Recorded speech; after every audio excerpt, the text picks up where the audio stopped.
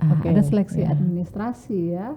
Kita lihat kesesuaian misalnya SK sekolah adiwiyata kabupatennya atau kotanya pada tahun berapa didapat, kemudian adakah surat keputusan tim adiwiyata sekolahnya, kemudian adakah matrik rencana gerakan peduli dan berbudaya lingkungan hidup di sekolahnya.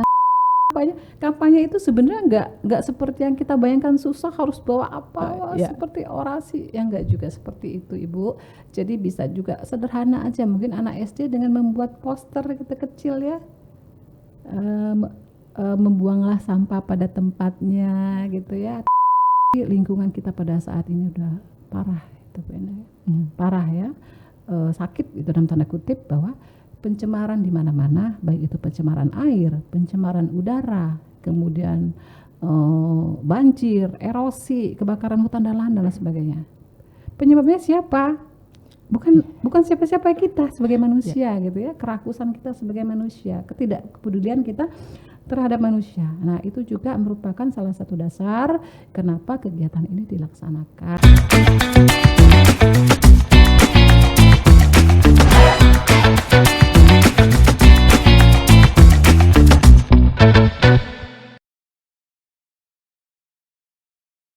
Salam jumpa Tribuners. Kembali lagi bersama saya Indah Imawati dari Tribun Jatim Network. Hari ini, saat ini perbincangan yang kedua tentang lingkungan hidup.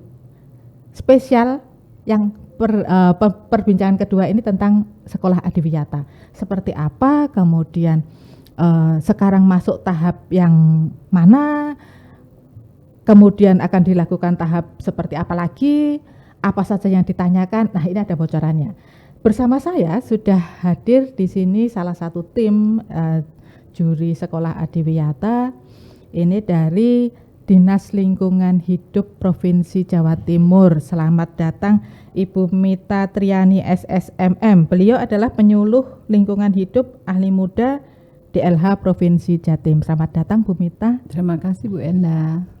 Baik Bu Mita, kalau boleh nih, saya mau tahu bocoran tentang penilaian sekolah adiwiyata, kemudian tentang proses kalau ada sekolah yang sama sekali belum pernah ikut, ini bagaimana proses awalnya, kemudian kan ada jenjangnya ini sekolah adiwiyata. Nanti saya diberi informasi yang banyak supaya teman-teman Tribuners juga bisa mendapatkan banyak informasi.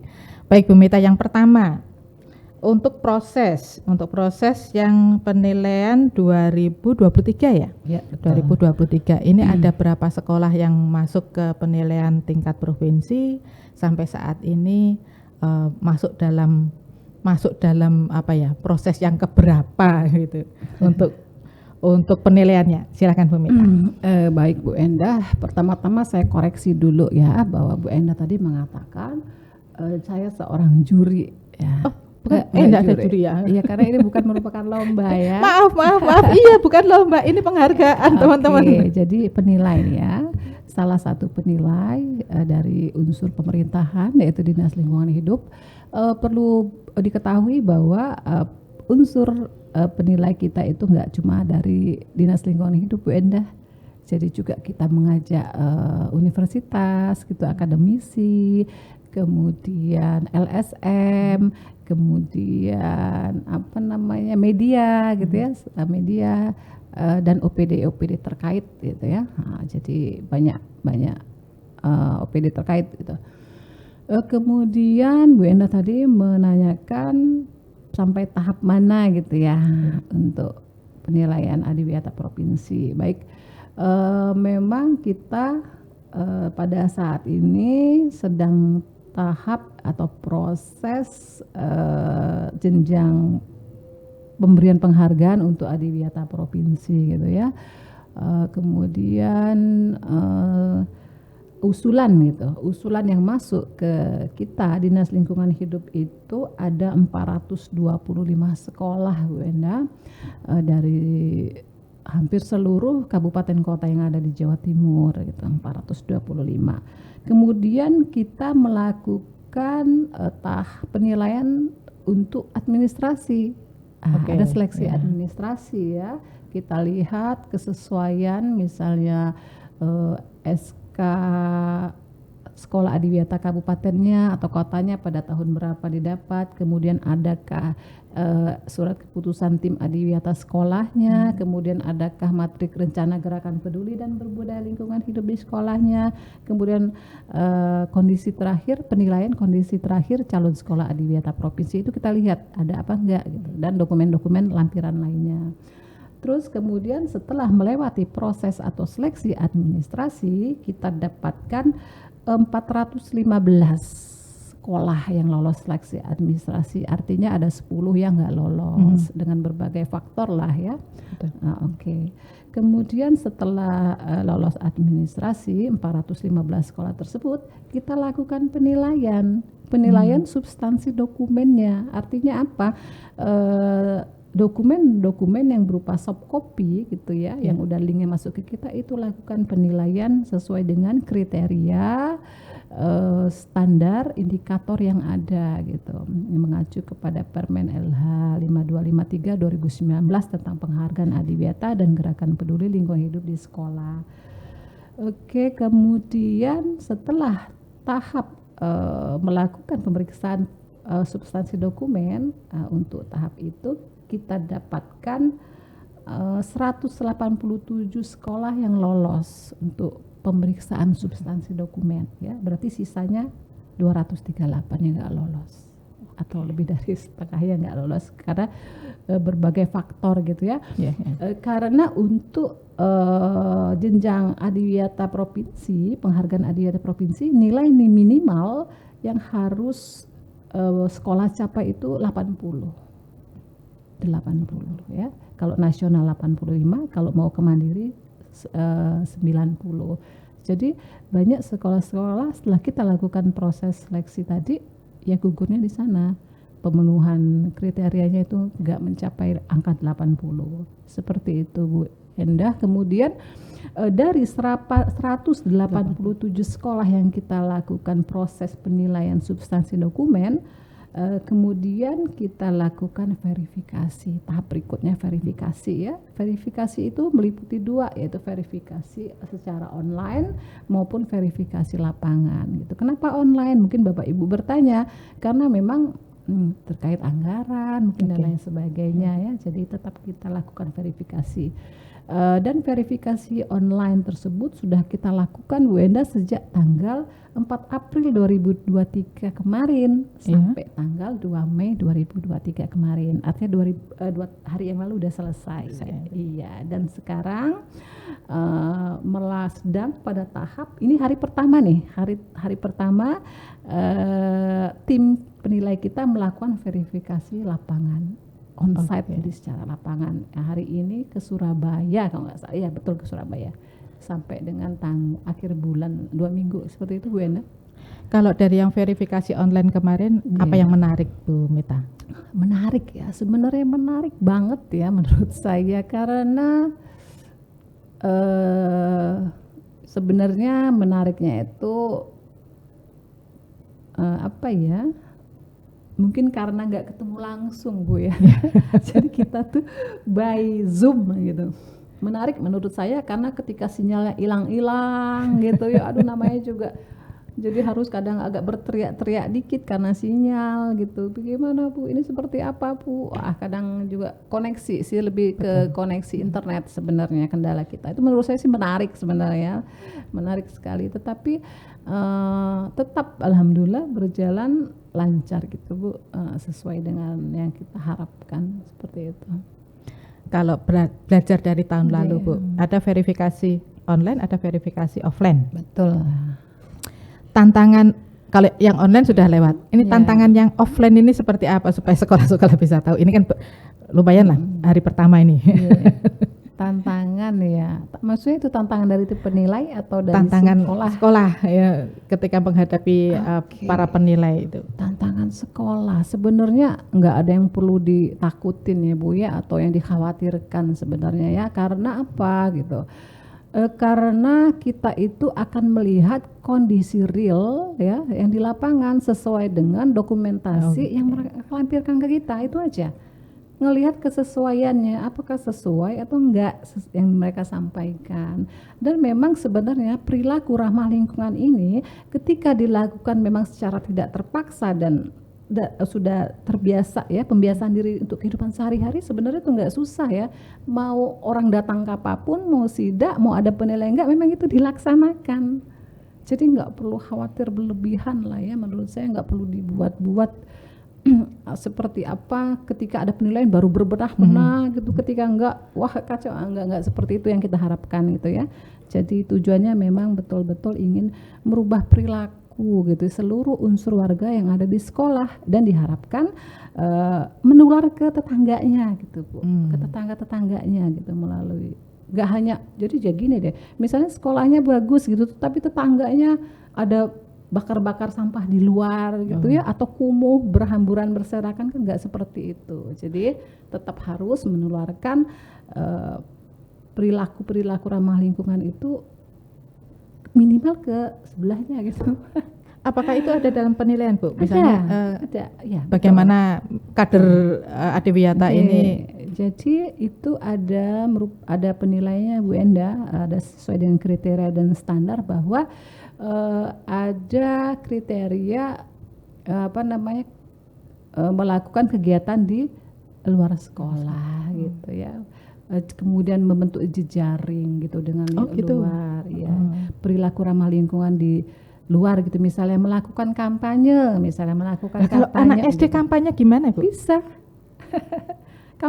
kampanye itu sebenarnya nggak seperti yang kita bayangkan susah, harus bawa apa seperti orasi, yang nggak juga seperti itu Ibu. Jadi bisa juga sederhana aja, mungkin anak SD dengan membuat poster gitu kecil ya, membuanglah sampah pada tempatnya gitu ya, atau seperti hemat air, bawa aja gini di lingkungan sekolah gini gitu ya, jalan Ibu gini gitu aja. Aja. Gitu. Mungkin kalau untuk level SMA, SMK, SMP mungkin sudah lebih itu lagi ya, lebih kompleks lagi ya. Orasi atau seperti apa, atau langsung melaksanakan kegiatan aksi nyata gitu dengan bersih-bersih pantai, bersih-bersih sungai, kemudian bersih-bersih sampah di sungai atau seperti apa gitu udah. Ibu, ini kan ada SD, SMP, SMA dan sederajat. Betul. Ini jumlah paling banyak ya. Trending ya saya lihat itu paling banyak sebenarnya SD sederajat gitu Bu. SD, Madrasah Ibtidaiyah dan sederajat lebih banyak. SMP berkurang, SMA, SMK, SMA berkurang ya. Tetapi kalau dilihat, kalau ini Adiwiyatanya sudah bertahun-tahun yang lalu kan sebenarnya anak-anak ini kan sudah terbiasa ketika dia SMP, ketika dia SMA. Iya betul. Jadi tinggal membawanya ke jenjang SMP dan SMA ya. Ya itu sebenarnya kalau dilihat lebih banyaknya memang lebih banyak SD sederajat yang mengikuti itu ya. Ini juga tantangan buat kita Bu Enda bahwa sebenarnya kalau SMP dan SD itu dia pembinaannya kewenangannya kabupaten kota Bu. Tapi kalau untuk SMA, SMK sederajat itu kewenangannya provinsi. Jadi memang itu tantangan buat kita provinsi gitu ya. Kenapa sih jumlahnya enggak begitu banyak gitu. Memang itu sudah kita bicarakan gitu. Kita mungkin akan melakukan kegiatan lebih lanjut, mungkin pembinaan, sosialisasi dan lain sebagainya. Sebenarnya kita udah Bu pada bulan Februari ya, mengundang itu Dinas Pendidikan Provinsi Jawa Timur beserta sekolah gitu ya, selevel SMA, SMK sederajat untuk mengikuti sosialisasi. Kebetulan pada saat itu saya juga salah satu narasumbernya kegiatan Gerakan Peduli dan Lingkungan Hidup ini, atau yang biasa dikenal Adiwiyata gitu. Seperti itu Bu Enda. Kadang-kadang begini Bu Mita, ada kekhawatirannya begini, kalau aku ikut program Adiwiyata ini mahal ini, mengadakan itu. Kayak gitu ya, mahal ya. Sebenarnya mahal itu salah besar menurut saya ya. Tetapi memang yang namanya kegiatan nggak mungkin nggak mengeluarkan uang ya Bu Endah ya, pasti ada. Tetapi kalau mahal nggak? Salah, tidak sama sekali ya. Karena apa? Kegiatan perilaku ramah lingkungan ini kan kita ada salah satu satu aspek gitu ya, ada 6 aspek Bu Endah dalam perilaku ramah lingkungan itu. Yang pertama kebersihan, sanitasi dan drainase, kedua pengelolaan sampah, ketiga pemeliharaan dan penanaman pohon, keempat konservasi air, kelima konservasi energi, dan terakhir inovasi ya. Jadi saya ambil misalnya aspek yang ketiga, dua, yang itu pengelolaan sampah. Jadi kita misalnya mau pengadaan sarpras kotak sampah, enggak harus yang beli baru gitu Bu Endah, yang gede, yang mahal, enggak bisa, enggak juga. Tetapi bisa juga misalnya kita manfaatkan drum bekas gitu atau tong bekas atau bekas cat bekas yang ukuran berapa liter itu kita jadikan tong sampah, kita cat sedemikian rupa, kita tuliskan misalnya ini sampah organik, ini sampah anorganik, seperti itu kan enggak banyak mengeluarkan biaya saya kira. Kemudian misalnya untuk penanaman pembibitan misalnya seperti itu, atau ya pembibitan ya atau penanaman gitu, kita kan bisa memanfaatkan misalnya botol minuman bekas mineral gitu ya, seperti apa gitu merek itu, bisa kita manfaatkan untuk pembibitan yang berbentuk gelas ataupun media tanam untuk tanaman-tanaman digantung misalnya vertical garden dan sebagainya. Kan itu salah satu upaya 3R Ibu, yaitu reuse di sini ya, penggunaan kembali. Jadi apa itu harus beli? Enggak kan?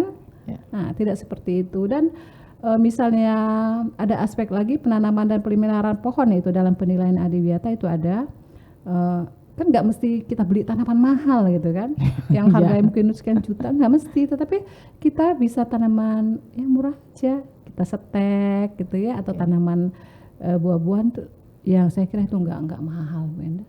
Jadi kalau mahal itu mungkin salah satu hambatan sekolah, mungkin nggak ikut.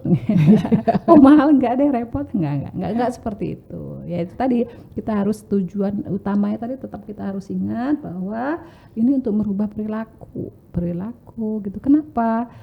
Karena kita lihat sendiri lingkungan kita pada saat ini udah parah itu Bu Endah. Parah ya, sakit itu dalam tanda kutip, bahwa pencemaran di mana-mana, baik itu pencemaran air, pencemaran udara, kemudian banjir, erosi, kebakaran hutan dan lahan dan sebagainya. Penyebabnya siapa? Bukan siapa-siapa kita sebagai manusia gitu ya, kerakusan kita sebagai manusia, ketidakpedulian kita terhadap manusia. Nah, itu juga merupakan salah satu dasar kenapa kegiatan ini dilaksanakan seperti itu Ibu Endah. Baik Bu Mita, ini kalau misalnya ada yang sekolah yang sama sekali belum tersentuh oleh Adiwiyata, dia kepingin sekolah sebelah itu kok ada ininya plangnya sekolah Adiwiyata, saya itu kepingin, awalnya dari mana? Mulainya dari mana? Mulainya ya, oke. Jadi saya sudah dikatakan di awal tadi bahwa Adiwiyata ini berjenjang Bu Endah ya, mulai dari sekolah Adiwiyata kabupaten, kemudian provinsi, jenjang berikutnya nasional dan mandiri. Oke, jadi sekarang mungkin yang paling bawah dulu sekolah Adiwiyata kabupaten atau kota ya. Bagaimana sih caranya supaya kami mendapat penghargaan Adiwiyata? Bangga loh Bu Endah, oh sekolah kami sekolah Adiwiyata gitu, bangga ya, ada kebanggaan tersendiri mengklaim diri sebagai sekolah Adiwiyata gitu. Tahap pertama memang seharusnya sering berkoordinasi dengan Dinas Lingkungan Hidup Kabupaten atau kota setempat gitu ya. Biasanya Dinas Lingkungan Hidup Kabupaten atau kota setempat itu melakukan sosialisasi ke sekolah-sekolah atau mengundang sekolah, karena mereka ada data Bu Endah biasanya sekolah mana yang belum Adiwiyata gitu ya, sekolah sudah Adiwiyata. Jadi yang teridentifikasi belum mendapatkan predikat sekolah Adiwiyata itu mereka punya data. Nah, mereka biasa mengumpulkan gitu ya, mengumpulkan di suatu tempat untuk melakukan sosialisasi. Seperti yang dilakukan Bu Mita kapan itu untuk SMK, SMA. Betul ya. Jadi apa sih manfaatnya gitu mengikuti gerakan PBLHS atau Adiwiyata, tujuannya apa, bagaimana langkahnya, kriterianya apa, penilaiannya seperti apa gitu ya, apa yang harus dilakukan, apa yang harus disiapkan, itu mereka bahas semua. Tapi kalau untuk yang Ibu tadi menanyakan bahwa apa sih langkah awal lah ya, yang pertama harus ini dulu, harus kalau ke kabupaten ya Bu ya, mau ke kabupaten harus sudah melakukan gerakan peduli dan berbudaya lingkungan hidup itu 1 tahun, harus dulu. Panduannya ada? Ada. Jadi mereka 1 tahun itu sudah melakukan, 12 bulan ke depan sudah harus melakukan GPBLHS Gerakan Peduli itu berserta kriterianya yang udah ada, itu apa dibuktikan dengan SK, surat keputusan tim adiwiyata sekolah. Itu tanggal berapa, bulan berapa, tahun berapa, itu kan kita lihat tuh, misal 2022 berarti 2021 mereka sudah harus melakukan gitu kan. Nah itu dibuktikan dengan SK tim adiwiyata sekolah. Kemudian mengusulkan sekolah mereka tuh ingin ikut menjadi sekolah adiwiyata kabupaten, menyampaikan surat usulan kali ya. Pertama harus melakukan gerakan PBLHS 1 tahun sebelumnya, kemudian mengusulkan ya, membuat surat usulan kepada instansi yang menangani urusan lingkungan hidup gitu di kabupaten atau kota, dalam hal ini mungkin DLH gitu ya, DLH atau apa bentuk di kabupaten kadang beda-beda enggak namanya kadang ada DLHK gitu ya, dengan kebersihan gabung, kadang juga dengan pertamanan gabung gitu. Itu mengusulkan dilengkapi dengan dokumen-dokumen misalnya seperti dokumen rencana gerakan, matriks rencana gerakan selama 1 tahun gitu, kemudian juga evaluasi diri sekolah gitu, itu kita juga ada formatnya. Jadi seperti itu nanti akan di DLH boleh saling koordinasi gitu ya, bersinergi gitu, seperti itu Bu Enda. Ada enggak Bu, misalnya sekolah yang sudah mendapatkan predikat penghargaan adiwiyata, kemudian dia didorong untuk seperti multi level itu loh Bu. Berapa sekolah yang harus dia pegang? Kalau itu sebenarnya ada sih, nggak multi level ya Bu ya. Jadi itu ada kita level sekolah adiwiyata mandiri. Oh yang mandiri yang bisa lakukan itu. Jadi mandiri itu salah satu syaratnya dia harus mempunyai sekolah binaan atau sekolah imbas ya, sekolah imbas minimal 2 sekolah. Jadi mereka melakukan pembinaan ke sekolah, mereka boleh memilih sekolah yang mereka anggap mau gitu ya, melakukan kegiatan tersebut secara istiqomah gitu, nggak berhenti putus di tengah jalan gitu. Jadi mereka melakukan pembinaan sampai si sekolah binaan itu naik levelnya. Jadi yang sebelumnya dia belum mendapat predikat adiwiyata, ketika dibina oleh si calon sekolah adiwiyata mandiri ini, dia naik level, mungkin kabupaten. Terus ketika sekolah yang dibinanya ini misalnya sudah mendapat predikat sekolah adiwiyata kabupaten, ketika dibina dia harus naik dulu provinsi, seperti itu. Jadi kelihatan ada hasilnya. Masuk akal sih. Ini sosialisasi yang paling kena, karena sekolah kan sudah punya ini. Saya punya contohnya nih. Ini sekolah saya. Gitu. Dan itu memang harus ada laporannya, gitu. Baik, menarik banget ini. Bu, ada enggak bocoran Bu kalau offline itu apa yang akan dilakukan oleh tim penilai? Kalau misalnya di dalam daftar itu, di dalam data itu ada punya 8 pohon kayu, 113 tanaman hias, itu dihitung enggak Bu? Kalau offline? Kalau offline ya itu sebenarnya tergantung cita rasa dari si penilai ya. Masing-masing penilai beda, tetapi penilai itu kan punya standar sendiri sesuai dengan ya itu tadi peraturan menteri gitu. Jadi kita nggak bisa jauh dari sana ya. Oke. Kemudian yang harus kita persiapkan Bu ya, kita lihat ya. Ya, yang akan dilihat oleh tim penilai apa saja. Oke. Jadi untuk kegiatan gerakan peduli dan berbudaya lingkungan hidup di sekolah ini atau GPBLHS program adiwiyata yang biasa dikenal seperti itu, bahwa kita akan menilai 3 komponen. Ya, jadi yang pertama komponen perencanaan gitu, itu juga ada kriteria indikator tersendiri yang kita harus nilai. Kemudian kita juga akan menilai komponen untuk pelaksanaan. Kedua, pelaksanaan juga ada kriteria, indikator dan lain sebagainya, itu kita lihat ada scoringnya juga, ada dan lain sebagainya. Kemudian yang kita lihat juga untuk komponen pemantauan dan evaluasi, juga ada indikator, kriteria dan standar, itu yang kita nilai. Objektif ini Bu ya. Objektif maksudnya? Objektif itu artinya sebenarnya sekolah itu tahu bahwa standarnya ini. Kemudian apa yang harus dia capai ini. Sebenarnya sekolah sudah tahu kan. Misalnya ada satu kriteria, kalau mencapai 10 ini utuh nilainya, tapi yang dia dapat cuma 7. Sebenarnya sekolah sudah tahu ya. Iya betul Bu, sekolah udah tahu karena mereka pun ketika menyampaikan usulan ke kita itu mereka melakukan ini evaluasi mandiri. Oh, Itu ada berupa makro Excel. ya, ya. Kriterianya apa, standarnya apa, indikatornya apa, berikut ada scoringnya nanti. Nanti kita sesuaikan penilaian substansi dokumennya, kemudian nanti kita sesuaikan lagi dengan keverifikasinya, sesuai nggak sih? Gitu. Gitu. Mereka udah tahu Transparan kok. ya, transparan. Iya Bu, transparan. Baik, baik, terima kasih Bu Mita. Teman-teman yang berminat, harusnya berminat sih. Ini kalau untuk Adiwiyata ya, ini asik banget sebenarnya karena Adiwiyata ini bukan hanya mengejar penghargaannya, tetapi itu tadi balik lagi, ini menjadi akar bagi seluruh komponen di sekolah dan lingkungan di sekitarnya, bahwa kita peduli pada lingkungan, bukan hanya peduli, kita praktik benar melalui sekolah. Baik, terima kasih Tribuners, perbincangan kita di Cakap Sana Cakap Sini harus saya akhiri sampai di sini.